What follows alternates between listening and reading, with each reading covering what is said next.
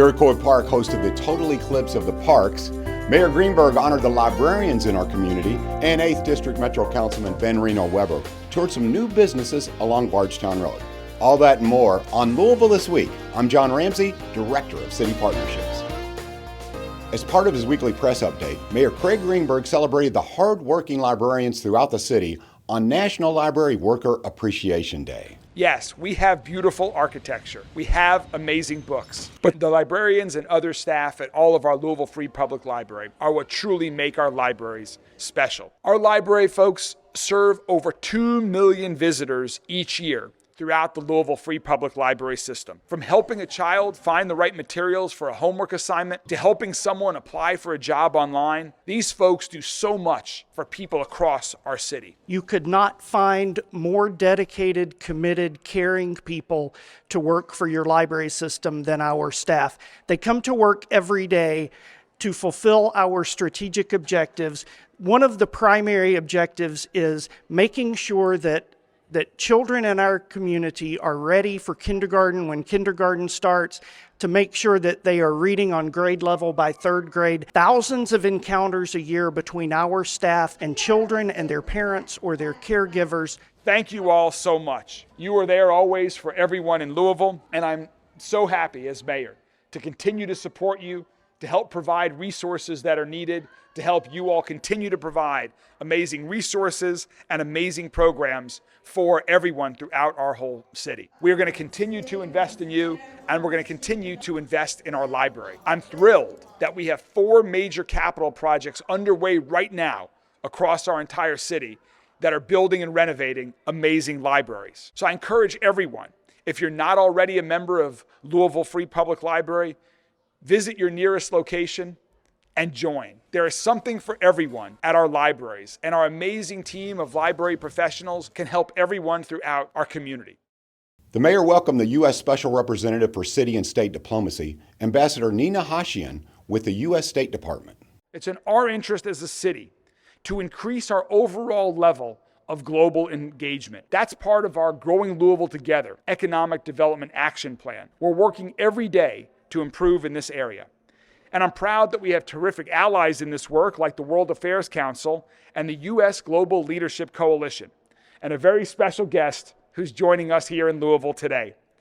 Ambassador Nina Hashian comes to us from the U.S. State Department. What we do is support mayors like Mayor Greenberg, governors, county supervisors, town leaders, and the rest to elevate their roles, their voices, and their visions in U.S. foreign policy. Local perspectives really matter, and that's why I chose Louisville today on Global Engagement Day to launch the State to States initiative, which pulls together all kinds of assistance that my team can help with local leaders and also helps us to get to know you better. We know that when local leaders and citizens are internationally engaged, we can find solutions to common challenges more quickly and easily.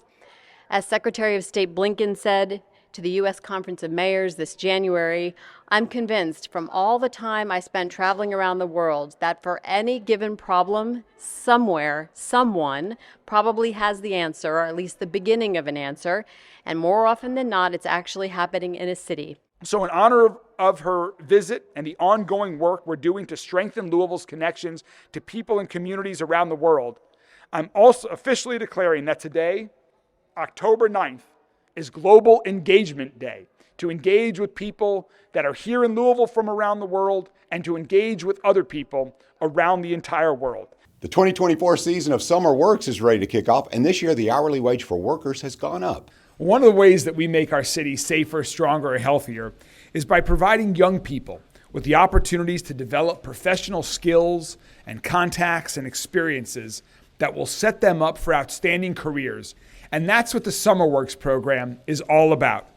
And today, I'm excited to be here at U of L to join with others from Kentuckiana Works, partners like U of L and others, to officially kick off the 14th season of Summer Works. And what we know about summer jobs is that kids learn different behaviors at work than you learn in school. Right? It's just a different culture. It's a different set of rules. You end up getting a chance to be mentored by grown-ups who are in that world. And that's why we're here today at the STEM Plus Hub at the University of Louisville. Over the last few years, SummerWorks has partnered with multiple departments at U of L and offer a wide range of internships in the various STEM fields. Last year, JB Speed School had 5 SummerWorks interns, and this season, they're increasing that. They are going to have up to 20 interns working throughout the speed school here at U of L.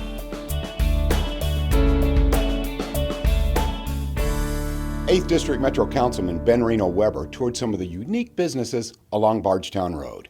Hey, I'm Ben Reno Weber. I'm the council person for District 8, and I am so excited to be able to profile some of the amazing small independent businesses in our part of the city. We are lucky to have these amazing entrepreneurs who have taken the risk of making their dreams come to life. And we are so lucky to be in a part of the community that just wraps around business owners like these. So I'm really excited to have you all join us in getting to know some of the very cool businesses in the Highlands.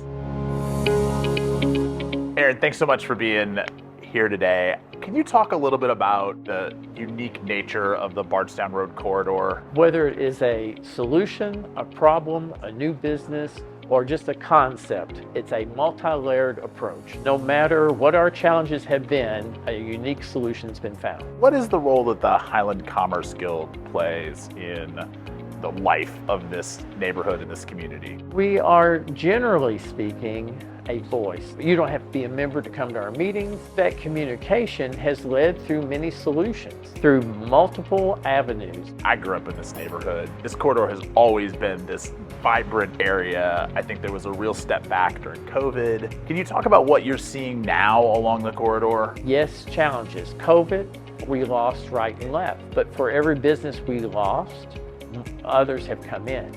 A prime example is the building we're in. They built Mellow Mushroom. The building sat vacant for quite some time. Beyond the Sun comes along, hundreds of $1,000s renovation on this property, and once again has become a viable spot. And that's one thing we have up and down here, multiple destinations. So if someone is looking at locating a business in Louisville or along this corridor, what would you say to them? Look for where the neighborhoods cooperate with the businesses and where the businesses cooperate with the neighborhood. And our history in this area has proven itself repeatedly.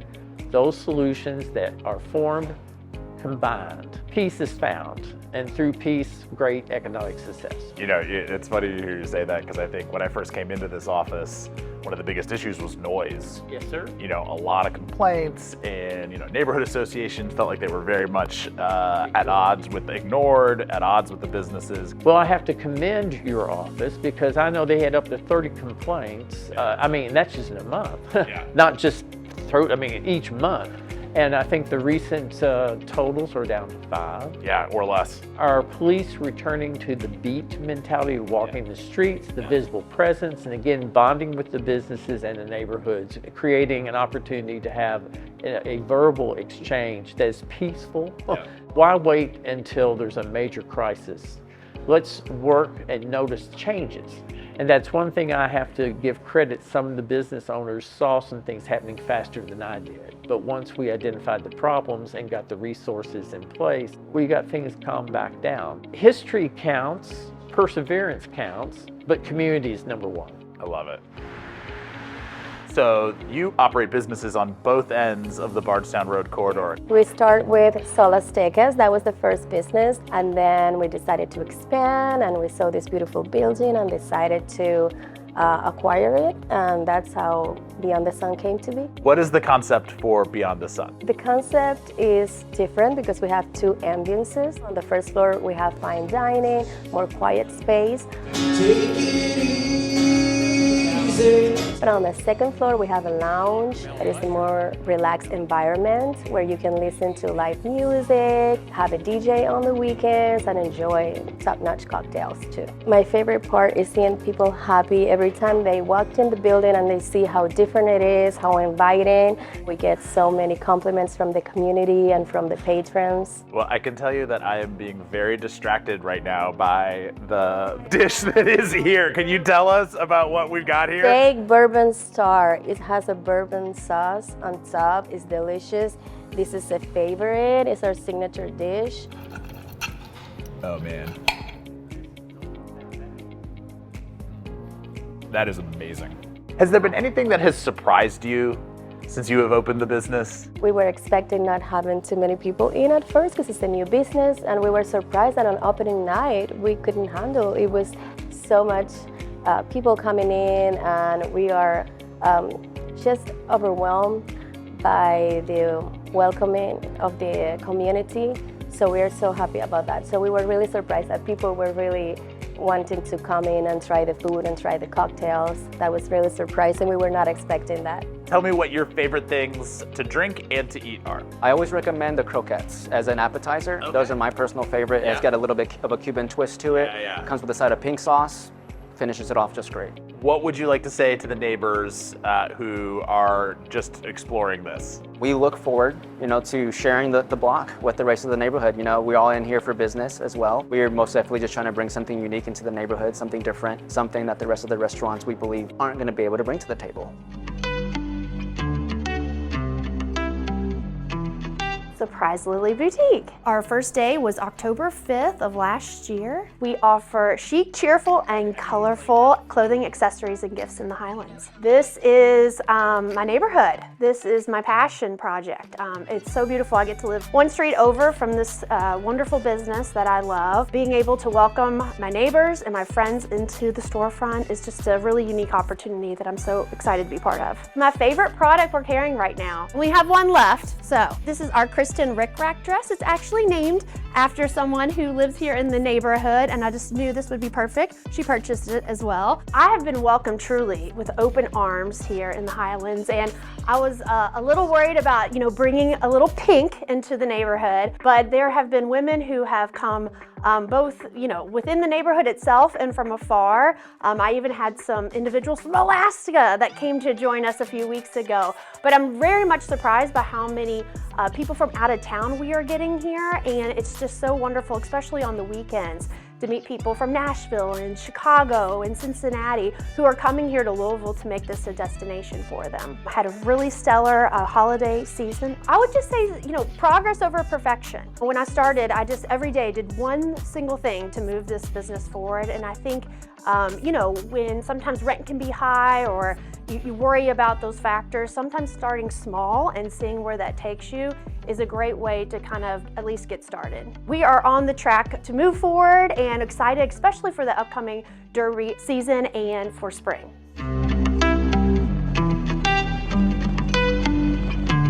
Tell us about Georgia's Sweet Potato Pie Company. We are a mission-driven company that provides excellent customer service and quality desserts to our customers in the community. But we do something a little bigger than that. We actually take a portion of our profits and we buy books, and we donate books and give free books to children all over the world. I love that. Tell us about what you serve. Besides kindness and love, we do our 3-inch pies inside the bakery. And actually we have everything from a sweet potato pie to a sweet potato pecan. We have a Kentucky bourbon pie. We do sweet potato cheesecakes, cupcakes, ice cream, brownies. But now I can actually add like homemade whipped cream on top. I can do our sweet potato pie ice cream on top. And then we do these little drizzles and toppings. So now we can, add a little magic to it now. Tell us a little bit about the mission parts of your work. I'm actually an early childhood educator by trade. And so in my one part of my life, I felt like my life wasn't being fulfilled. My creator told me I needed to do more. So at the time, my creator just said help children. So we was thinking about the time about starting a nonprofit. And that's how actually this business was started, because I knew enough to know if I started a nonprofit, I had to have funding. Yep. And I'm a type of person, I'm not gonna ask anybody for anything. I'm not gonna beg for no money. So I knew if I did this, I had to be self-sufficient and be able to supply the income that I needed. So I was good at making a pie. My niece said, sell your sweet potato pie. And that's actually how Georgia's Sweet Potato Pie Company was created. We named the company Georgia's after my grandmother because my grandmother taught me that giving is a gift. And that was a gift that she had. So Georgia's Sweet Potato Pie Company, that's just the vehicle. So when people come here and you buy pie, and you feel the love, and you enjoy the products and the desserts that you're eating and that you're experiencing, you are helping us to be able to make a difference in the life of children, not only in this community, but children all over. What a positive promise. Positive promise. Hey, it wasn't just catchy, but it actually just came because I felt like that books actually open doors to show children that anything is possible. And so that's kind of where that term came from. I have been told that books have saved lives, that it can transport a child or an adult, and it can actually take them to a place where maybe they have never been before. It introduces you to people and places and cultures that you might not have ever come in contact with. Books, it makes the world smaller. So that's where it's come from, this paths of promise, paths of purpose. When you get a book out of there, it doesn't matter. It doesn't matter if you have 1,000,000 books on your bookshelf. If you get one of our books that promotes diversity, inclusion, acceptance, it's gonna hopefully open your eyes to maybe someone in a place that you might not have never went to. So that's where it just comes from. It just gives you hope. We're in the process of putting a Paths of Promise library in every zip code of the city of Louisville. I love it. I'm collaborating with Ben with the community centers. Ben Johnson. Yes, Ben Johnson. So hopefully within a couple of months, we will have a Paths of Promise in every community center. Yes, I love my city. Also, I know I have a responsibility to advocate for the communities that maybe don't have what some of the other communities have. And I use that platform in the past. It allowed me to use my platform to say, hey, my business is in the Highlands, but I live over here. Right. And I see this happen here. Why can't we have something similar? We may not have to have the same thing, but we want something similar. Yep. And I'm gonna be the one to stand up and say, hey, I'll help you do it. People can just send us a message and say, hey, I live in Washington or I live in Bullitt County. I can't get to you. Can you send my child a book? We pay postage. We mail the books out. We put little affirmations in the little book saying you're special, you're a rock star, just little stuff like that. You're to the family. basically Dolly Parton is what you're saying. I don't know. She's my idol, so That's fair. That's fair. I'm her elf. You are the best. We're so glad to have you. I'm glad to be in the Highlands.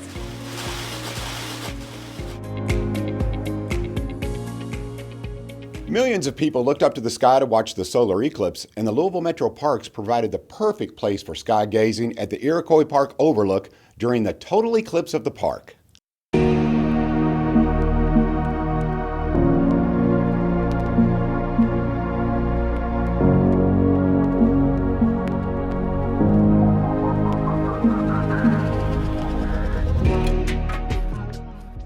Total eclipse of the park. We worked with the Olmsted Conservancy to come up with a theme for this. That's what we came up with. So pretty exciting.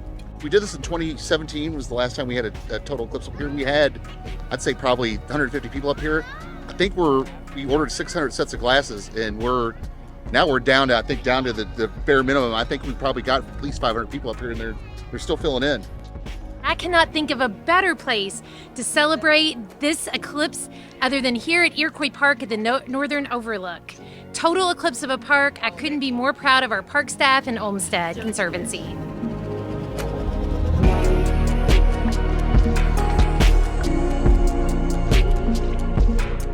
We live right here, so we came out. The first one.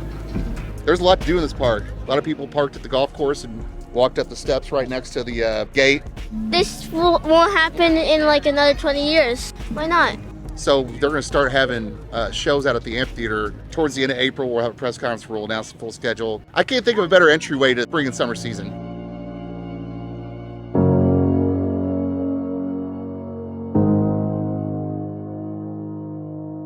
A couple of the Metro TV producers traveled to Indiana to experience totality during the eclipse and shared some of their pictures.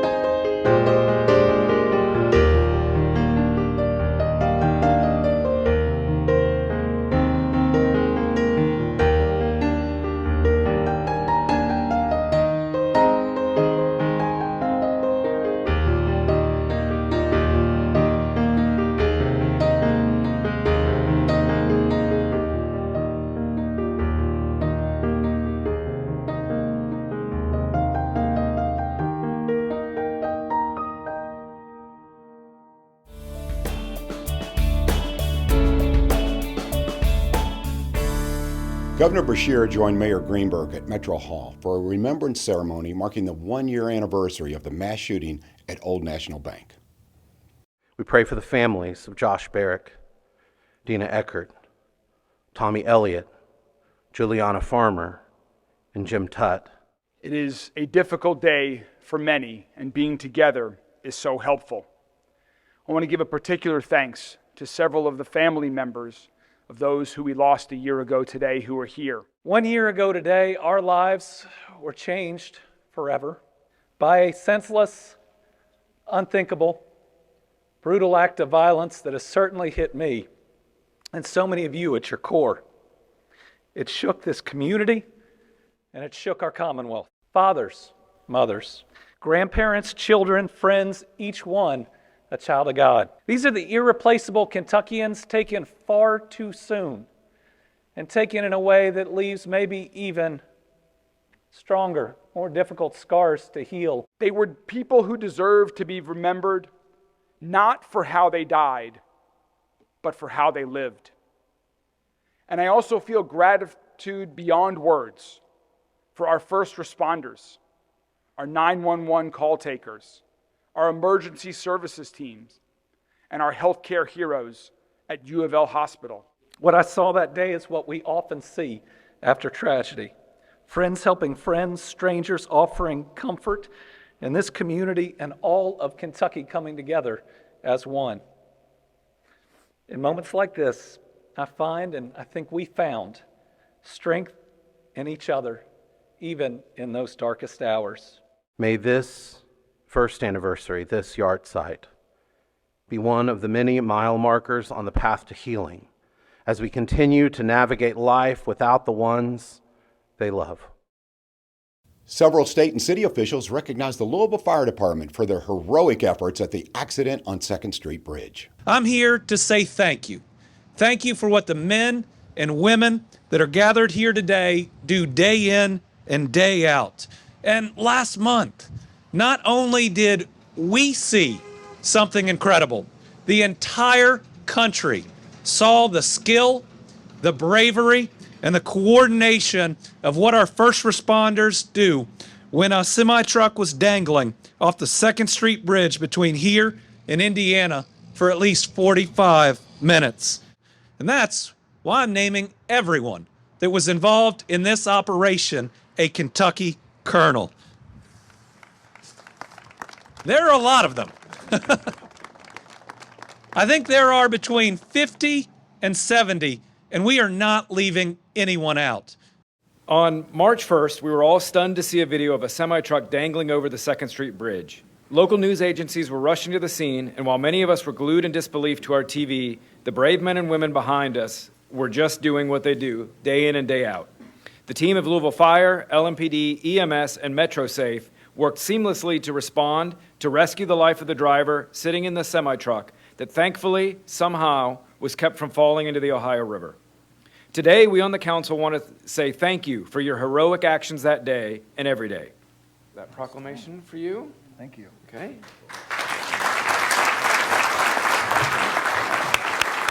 Monica Mahoney's art can be seen throughout Louisville, including the Gallapalooza horse that now sits in front of Metro Hall.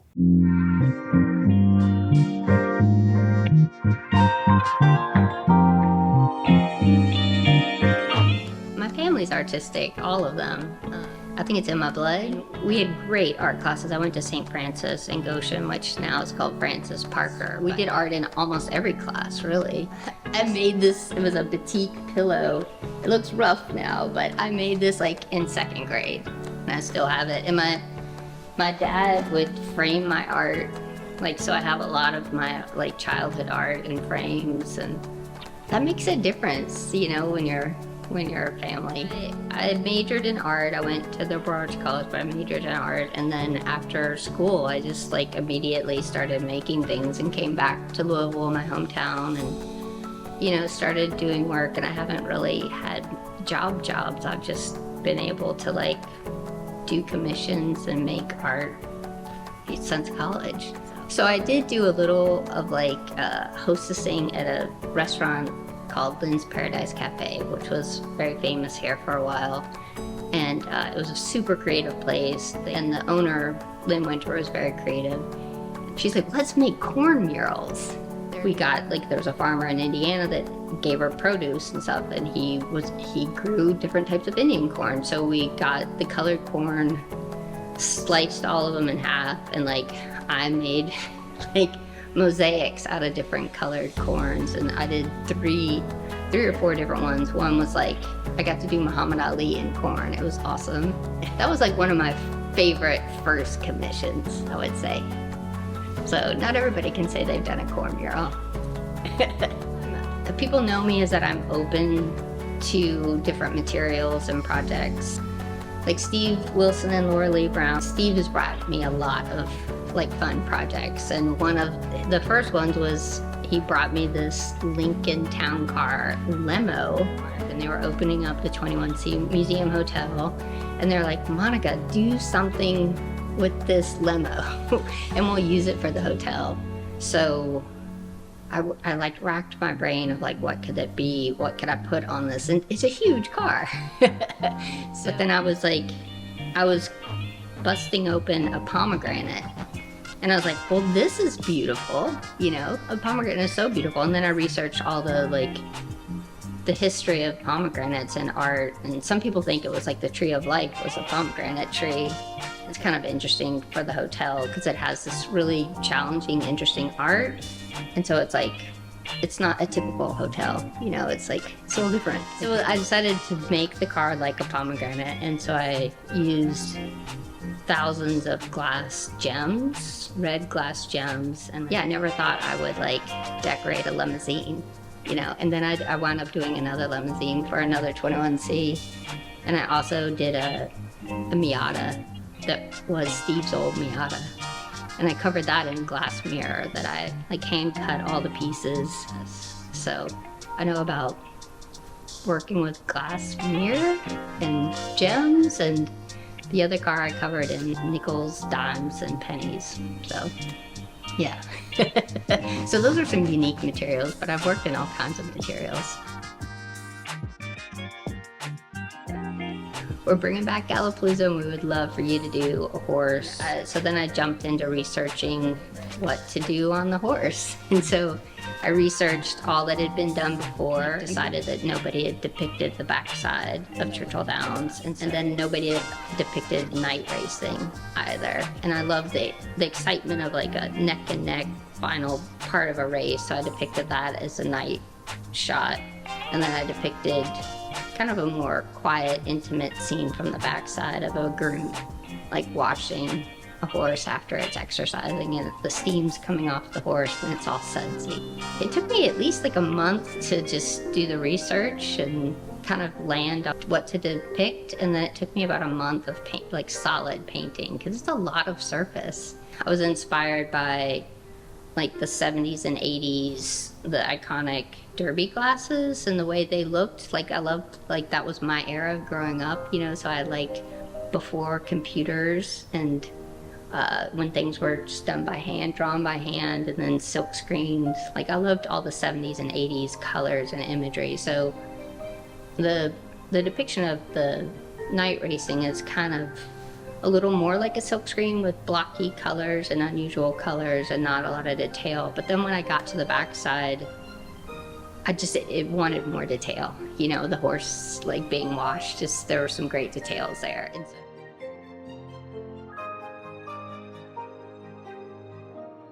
I just feel very fortunate to be able to make things for my living, you know, like that I get to work with my hands and my mind to like create things, and I love my community. I love Louisville, and I feel very supportive of the community, and I feel very supported by the community, so I feel really lucky.